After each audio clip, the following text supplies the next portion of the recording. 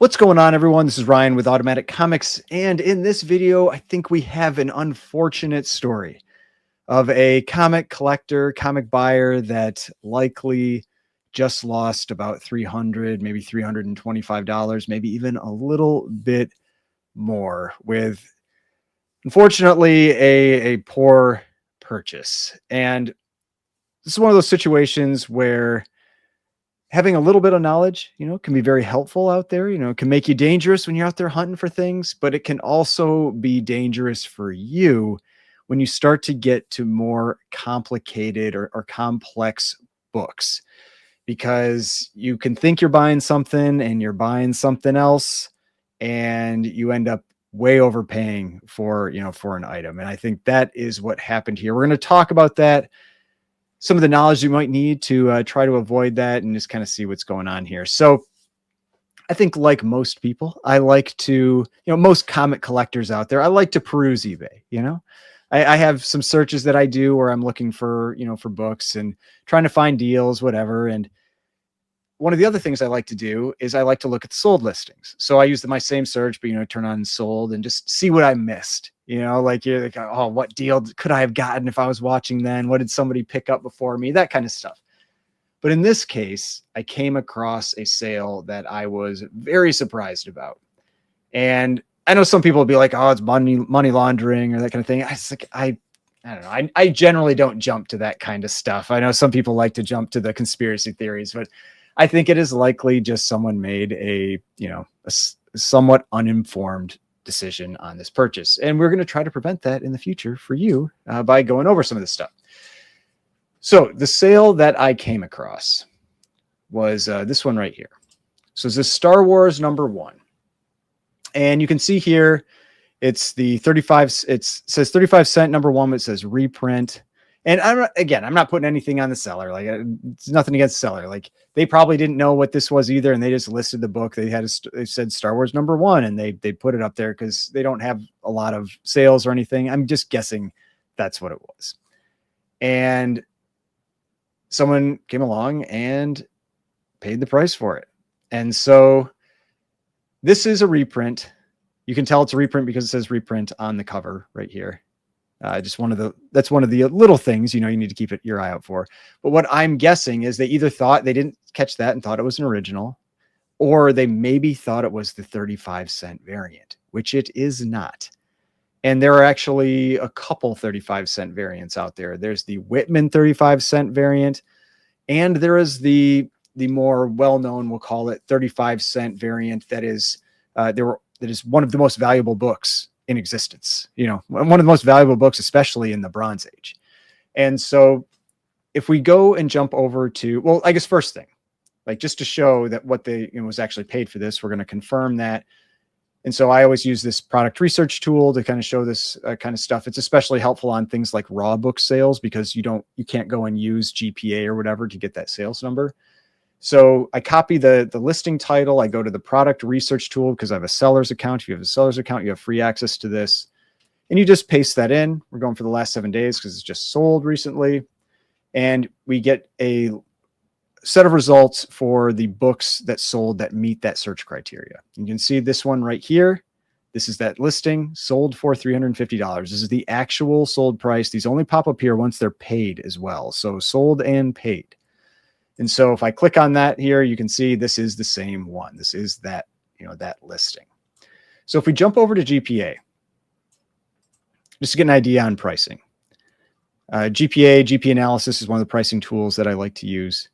And if we're going to scroll down to like if we look at this book, my rough estimate on it, it's got some spine wear. It's got this like crease down over here on the side. It's got some bends and crinkles and things that can probably be pressed out. It's got some wear along the bottom. Back cover also has some wear. As it sits, it's probably like a 4 or 5, and it could maybe press to a 6. Clean and press, maybe it gets a 6, something like that. And so if we jump over to GPA and you go down to a 6 on like a regular copy, a 6 is like $126 last sale, $150 90-day average. The 6.35-cent price variant, last sale $4,800 just in June. So that kind of gives you an idea. If you're not familiar with that price variant, it is a very expensive book. And if you point for point, it's actually probably the most expensive book in the Bronze Age. There is no 9.8, so we can't compare it to Marvel Spotlight 5, which is technically the most expensive book at a 9.8. But in other grades, I mean, let's look at here's a 9.4, 48,000 for 9.4, and that just sold in June.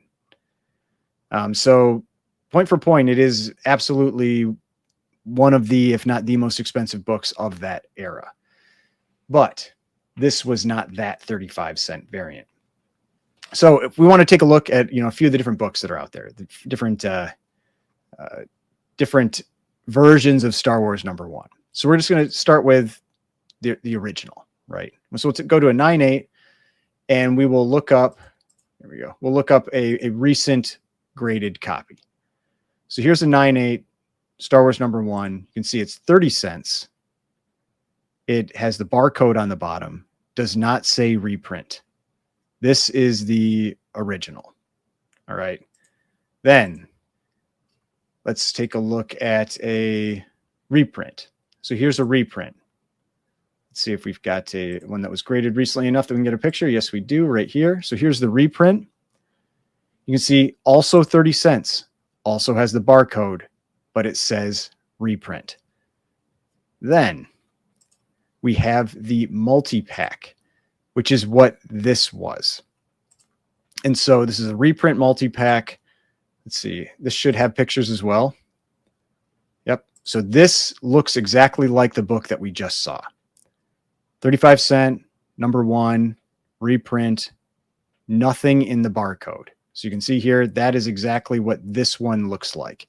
This is the multi-pack version of this book. This reprint multi-pack version, July 77, July 77, and then the original, July 77. They all say July 77. So this is the stuff that can be confusing if you don't fully understand. And I can see how somebody could make this type of mistake.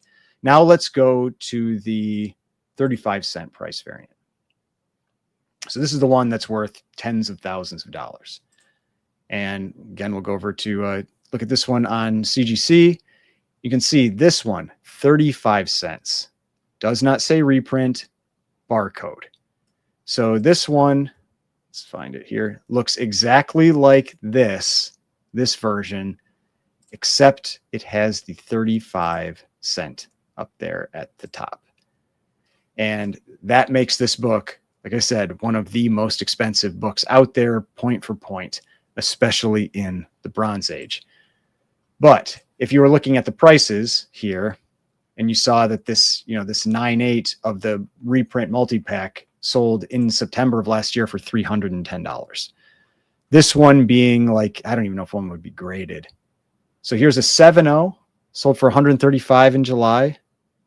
Here's a 6.5 that sold for $80. Here's a 6.5. Let's see. Oh, that's a multi-pack. Reprint. I don't know what the difference is there. Reprint multi-pack. Maybe they're the same, just different listing. There's so many of these Star Wars 1 reprints. So $52. Here's a multi-pack reprint. $38 for a 6. So, I mean, me thinking that even after a press, it's probably a 6 at best. I mean, it's like a $30 book graded, which would make it raw maybe $10, something like that. Now, another one that you may run into out there, and I couldn't even find a picture of it through here. I had to search on the internet to find a picture of them because they are not very common, or you don't see them very often, is the Whitman variant. So you can see there was a sale. Let me find it. There was a 9.6 in 2018. And had 3 sales in 2018, all the same book. $381, then $1,075, then $598. I don't know how many of them are out there. You can probably check the census. Let's see. Yeah, let's check the census. Let's see how many are out there. So for the Whitman, this is reprint multipack. I don't think that's linking the right thing. So I don't know exactly what the Whitman is. Maybe they don't differentiate that. I don't know, but let's see.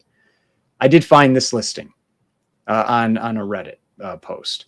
So you can see this says reprint multi-pack UPC edition. So that's the difference here. So reprint multi-pack UPC edition. But you can see it says 35¢.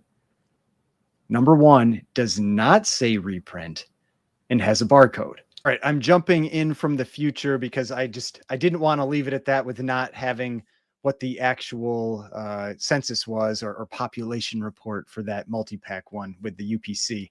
So did the quick search up here. So Star Wars number 1 reprint. And then they have, so this is the one that linked to. So the link was wrong in CGC's population report. What it should have linked to was this one, multi-pack UPC edition. And now you see how rare this is. That one, super rare. Only 3 universal graded copies. That one 3.5 and then 2 9.6s. So yeah, that one, who knows? That one could be extremely valuable. I'd love to see one of those 9.6s come up for sale again. It'd be really interesting to see what that sells for. But all right, now back to your regularly scheduled program. So there's just so many versions of this book that it can just cause a lot of confusion out there. And the only ones that are really, really valuable, probably this one. This is probably a pretty valuable book just because it's so uncommon. But it's the original, the 30¢, and then, where is it? The 35¢. Like those are the 2 big ones. Like they don't say reprint. They've got the barcode. They have this square version of the price box up here, not the diamond. And then you're gonna probably be safe. There's something I'm missing. There might be one I'm missing out there that can screw all that up. But yeah, I mean, Star Wars number 1 is probably one of the most complex books out there in terms of the variety of reprints that exist. And the fact that they all say the year is July 1977. It can be so confusing to a buyer, especially somebody who isn't, too informed about this era. And like this one could really screw someone up because it doesn't say reprint. But this one, I imagine, is a pretty valuable book on its own. So that one probably wouldn't be too big of a mistake if you bought that one. Might not even be a mistake. Might be a big win.